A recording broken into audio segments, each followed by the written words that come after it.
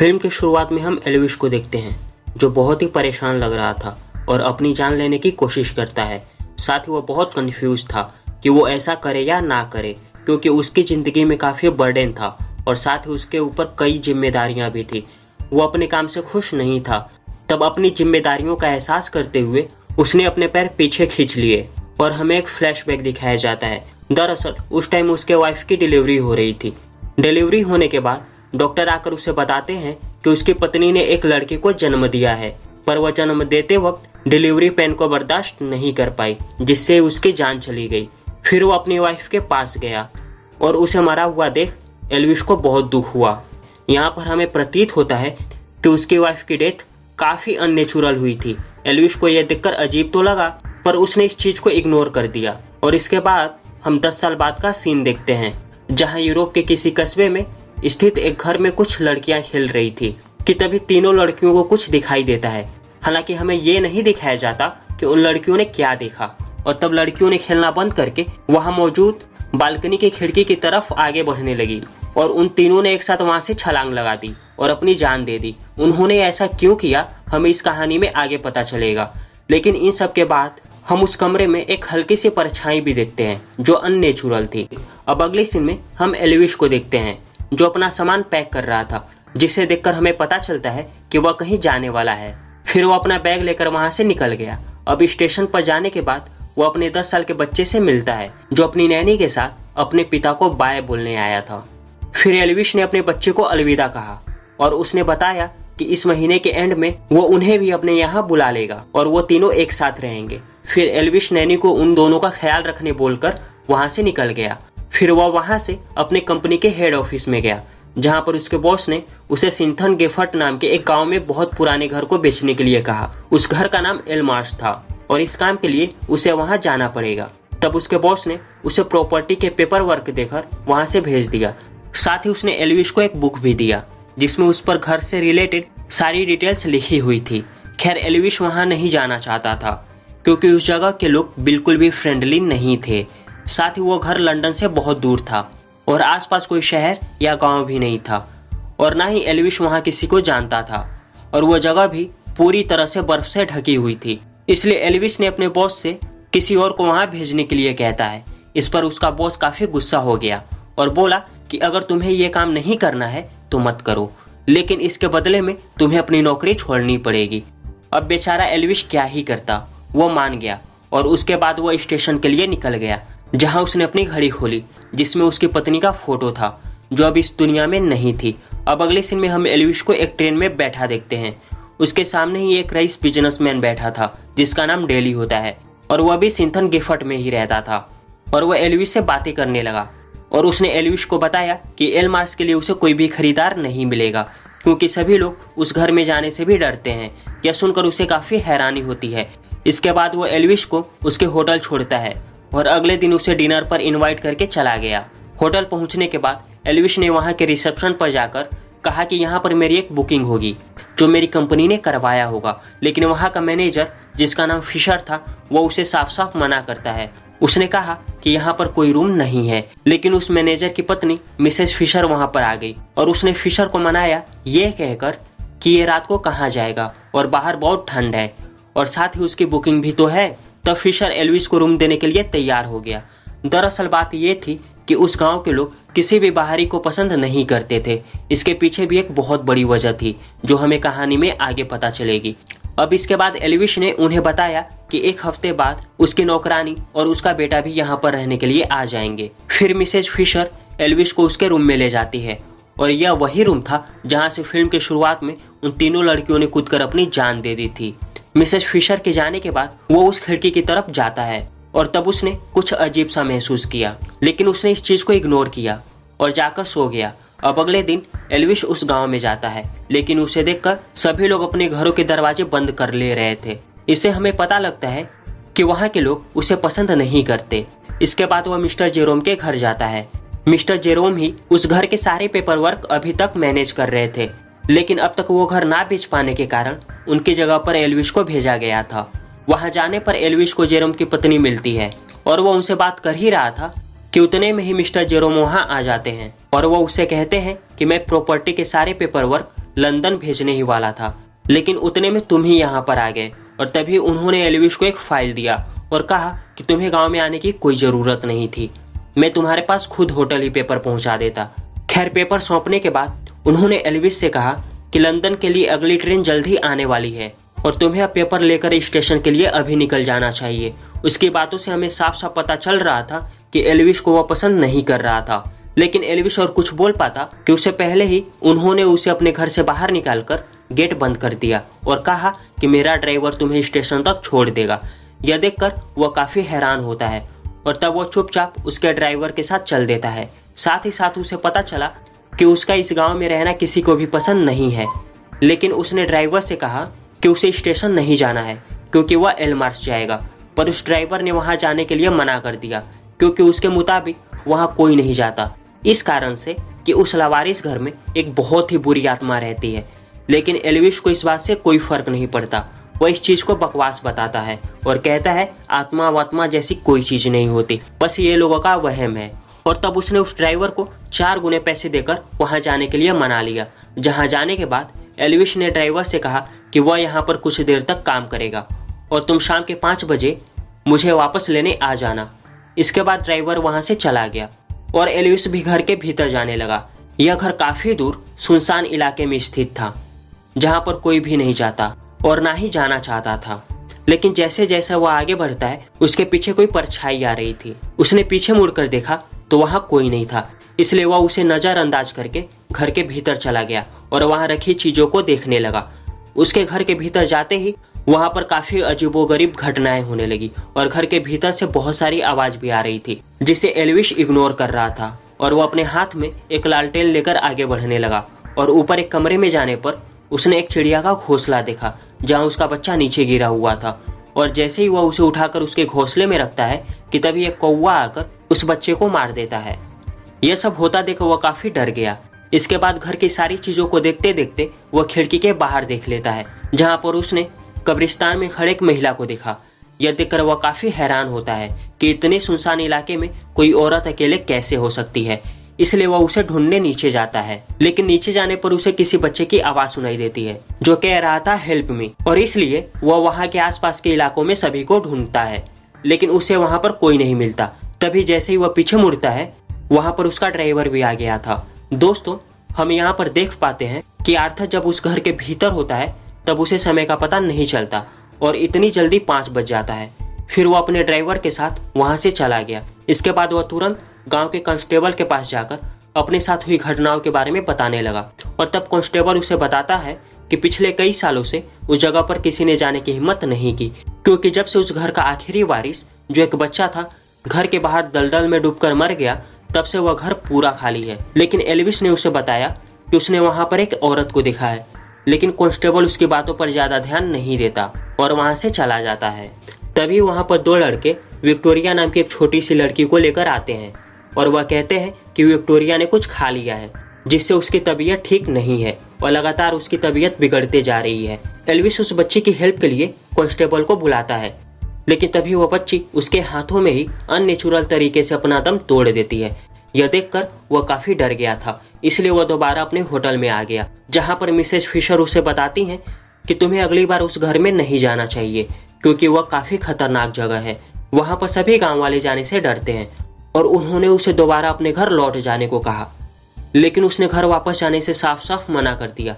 इसके बाद शाम को जब आर्थर डेली से मिलने जाता है तब उसे पता लगा कि उनका एक छोटा सा बेटा भी था जो कम उम्र में ही इस दुनिया से चला गया और उसने एल्विश को अपनी पत्नी के बारे में भी आगाह किया।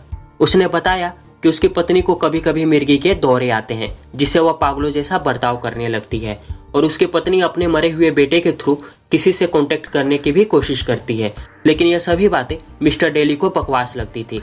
इसके बाद जब वो उनके घर के अंदर गया तब उसने उनके बेटे की तस्वीर देखी। इसके बाद वे लोग खाना खाने लगे, लेकिन तभी मिसेज डेली को फिर से एक दौरा पड़ता है और वह चाकू से टेबल पर कुछ ड्रॉ करने लगती हैं और वह कुछ अजीबोगरीब बातें भी कर रही थी। यह देखकर मिस्टर डेली ने उन्हें क्लोरोफॉर्म से बेहोश कर दिया।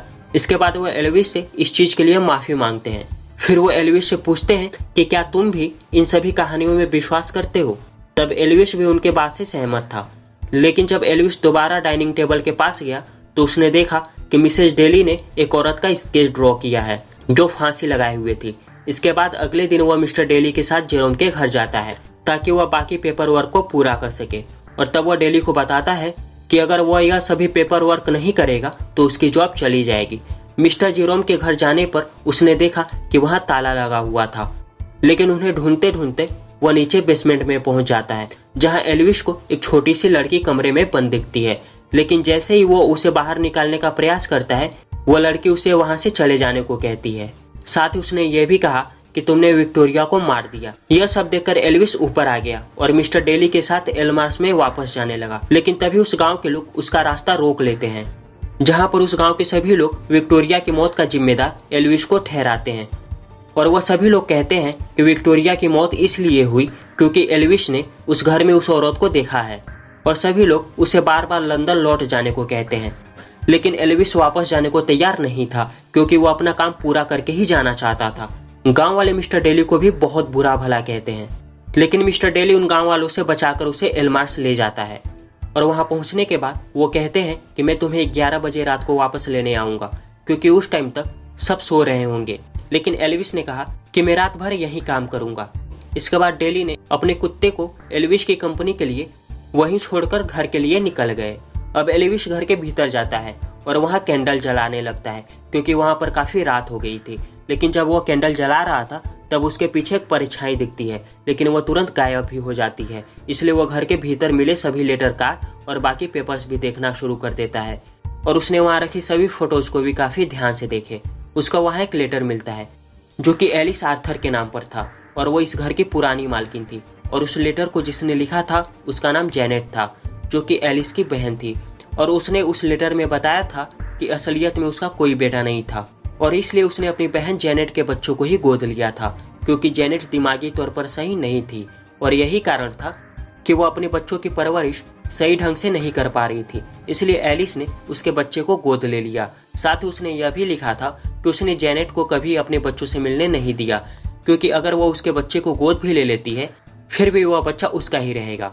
जब एल्विश ने वहां रखे दूसरे लेटर को पढ़ा, और ये सभी लेटर्स जेनेट ने एलिस के लिए लिखे थे, तब उसे पता चला कि उसके बच्चे का नाम नेथलीन था, और उसका बच्चा 7 साल की ही उम्र में वहां पड़े एक दलदल में डूबकर मर गया। और इसी बात से वो अपनी बहन पर काफी गुस्सा थी। साथ ही साथ उसने नेथलीन के मरने का दोष भी अपनी बहन एलिस पर डालती है, क्योंकि उसके मुताबिक एलिस उसके बेटे को बचा सकती थी, लेकिन उसने सिर्फ खुद को बचाने पर ध्यान दिया और उसने उसके बच्चे को दलदल में मरने के लिए छोड़ दिया। इसके बाद वहां पर एल्विश को जेनेट का डेथ सर्टिफिकेट भी मिलता है, जिसे पढ़ने पर उसे पता चलता है कि जेनेट ने अपने बेटे के मरने के दुख में उस घर में नर्सरी में फांसी लगाकर आत्महत्या कर ली। यह सब पढ़ने के बाद बहुत सारी बातें अब साफ साफ सामने आने लगी थी। एल्विश यह सब देख ही रहा होता है कि तभी उसका कुत्ता बाहर की तरफ भौंकने लगा, और जब वह उस कुत्ते के पीछे गया तब उसने पाया कि वह एक कब्र तक पहुंच गया है, और वह कब्र उस घर के मालकिन का था। और जब वह वापस घर जाने के लिए मुड़ता है तब उसे उसके कमरे की खिड़की से कोई औरत देखती है, लेकिन जब वह उस कमरे में वापस जाता है तो उसे वहां पर कोई औरत नहीं मिलती। साथ ही हम जॉन के पीछे एक साया भी देख पाते हैं जो उसका पीछा कर रही थी। और जब एल्विश वहां एक कुर्सी पर बैठता है तो उसे नींद आ जाती है कि तभी उसके पीछे कोई औरत आने लगती है, लेकिन उसके कुत्ते ने उस पर भौंकना शुरू कर दिया, जिससे एल्विश का नींद टूट गया।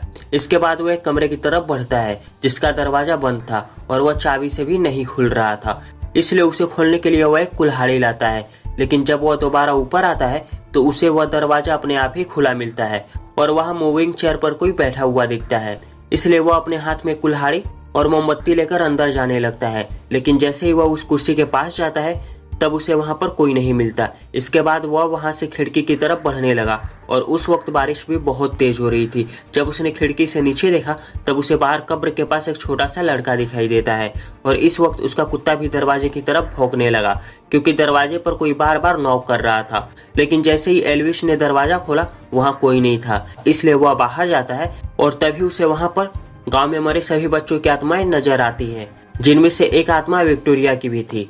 अब यह सब देखकर वह काफी डर गया और एल्विश भीतर जाकर दरवाजा बंद कर लेता है। इस वक्त उसे किसी का फुटप्रिंट दिखाई देता है जिसका पीछा करते करते वह एक कमरे में जाता है।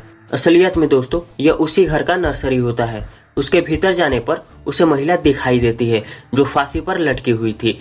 जिसे देखकर एल्विश बहुत डर गया। लेकिन जब वह दोबारा ऊपर देखता है तो वहाँ कोई नहीं था। तभी एक छोटे बच्चे का भूत उसे डरा देता है। इसके बाद वह इन सब से बचने के लिए बेडरूम में चला गया, लेकिन वहाँ बेड पर भी कोई चीज उसके अंदर से बाहर निकल रही थी, जिसे देखते ही वह काफी डर गया और दौड़कर नीचे भागा कि तभी दरवाजे पर उसे डेली मिलता है। असलियत में एल्विश को उस रात हुई घटनाओं के कारण समय का पता ही नहीं चला।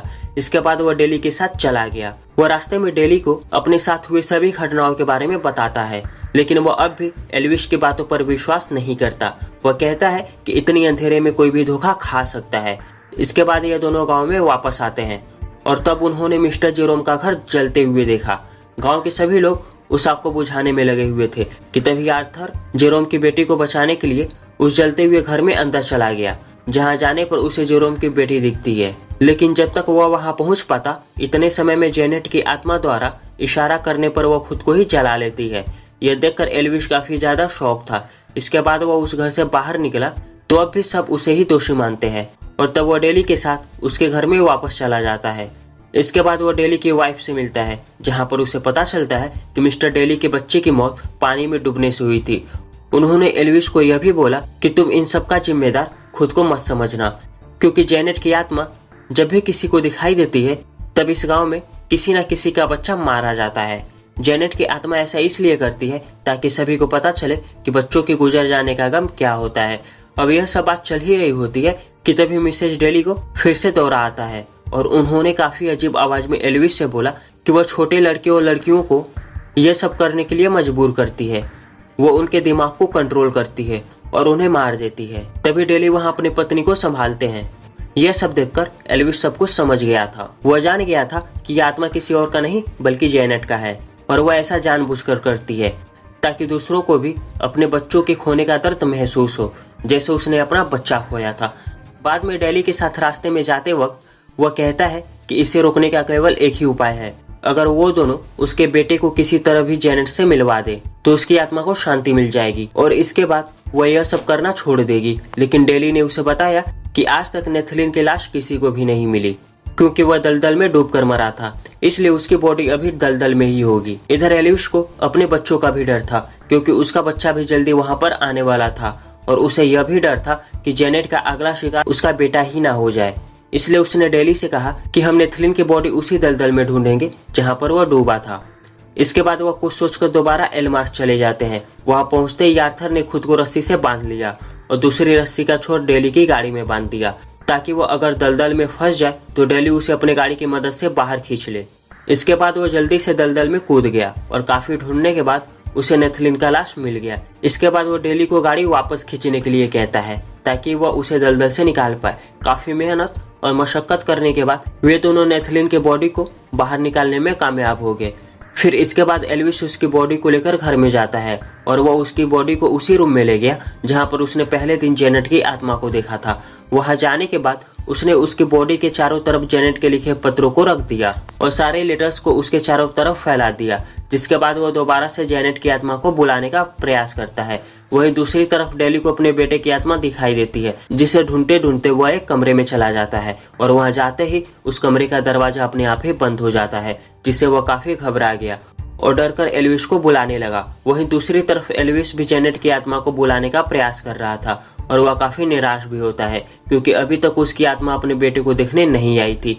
कि तभी वहां रास्ते में लगे सभी मोमबत्तियां बुझने लगती है, जिसे देखकर एल्विश समझ जाता है कि जेनेट वहां आ गई है। वह काफी तेजी से एल्विश की तरफ बढ़ती है, जिसे देखकर वह काफी डर गया, लेकिन वह अपने बेटे का शरीर देखते ही बिल्कुल शांत हो गई और वहां से चली गई। और इसके बाद डेली के रूम का भी गेट अपने आप ओपन हो जाता है और तब एल्विश उसे बोलता है कि जेनेट अब यहाँ से चली गई है, तुम्हें घबराने की कोई जरूरत नहीं है और हम नेथलिन के बॉडी को जेनेट की लाश के साथ ही दफना देना चाहिए ताकि दोनों फिर से एक हो सके। तभी हमें उस घर से जेनेट की आत्मा की आवाज सुनाई देती है, जो कह रही थी कि मैं तुम्हें कभी भी माफ नहीं करूंगी। इसके बाद एल्विश और डेली दोनों नेथलिन के बॉडी को दफनाकर स्टेशन के लिए निकल जाते हैं, क्योंकि उसका बेटा और नैनी वहां पर पहुंचने ही वाले थे।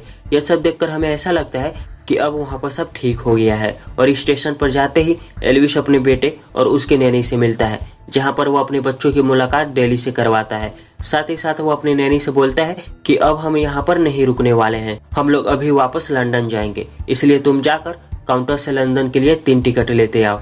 इसके बाद नैनी टिकट लेने काउंटर पर चली जाती है और आर्थर डेली से बात करने में बिजी हो जाता है, जिससे उसका ध्यान उसके बेटे से हट गया और हम देखते हैं कि उसके बच्चे का भी स्वभाव अचानक से बदलने लगा और वह आर्थर का हाथ छुड़ाकर रेलवे ट्रैक की ओर जाने लगता है और फिर वह रेलवे ट्रैक पर चलने लगता है जहाँ से एक ट्रेन आ रही थी। तभी एल्विस को वहाँ जेनेट की आत्मा दिखती है, जिसे देखते ही वो अपने बेटे को बचाने रेलवे ट्रैक पर भागता है और शायद ट्रेन के नीचे वे दोनों आ जाते हैं। इधर डेली को उस ट्रेन में गांव के सभी मरे हुए बच्चों की आत्माएं दिखती हैं। अब ट्रेन के जाने के बाद हमें ऐसा लगता है कि दोनों ट्रेन से बच निकले हैं और जब आर्थर की आंख खुलती है तो उसकी मुलाकात अपनी मरी हुई पत्नी से होती है और उसकी गोद में उसका बच्चा भी होता है, जिसे देखकर एल्विस समझ जाता है कि वह दोनों मर चुके हैं, लेकिन वह अपने पत्नी से मिलकर काफी खुश होता है। इसके बाद वह तीनों वहां से चले जाते हैं और हमें उनके पीछे जेनेट की आत्मा फिर से देखने को मिलती है, लेकिन इस बार वह काफी उदास लग रही थी। इसके बाद यह फिल्म यहीं पर खत्म हो जाती है, लेकिन फिल्म में हमें यह नहीं बताया जाता कि जेनेट ने दोबारा से ऐसा क्यों किया, क्योंकि आर्थर ने उसे उसके बेटे से वापस मिला दिया था। लेकिन असलियत में जेनेट की आत्मा राक्षस बन चुकी थी और वह हमेशा किसी न किसी को दर्द देने के बारे में सोचती रहती थी। शायद यही वजह रहा होगा कि उसने आर्थर के बेटे को भी नहीं छोड़ा और वह गुस्से में इतनी पागल हो चुकी थी कि अब उसे हर किसी को दर्द देना अच्छा ही लगता था और उसकी आत्मा में किसी भी तरह की इंसानियत भी नहीं बची थी।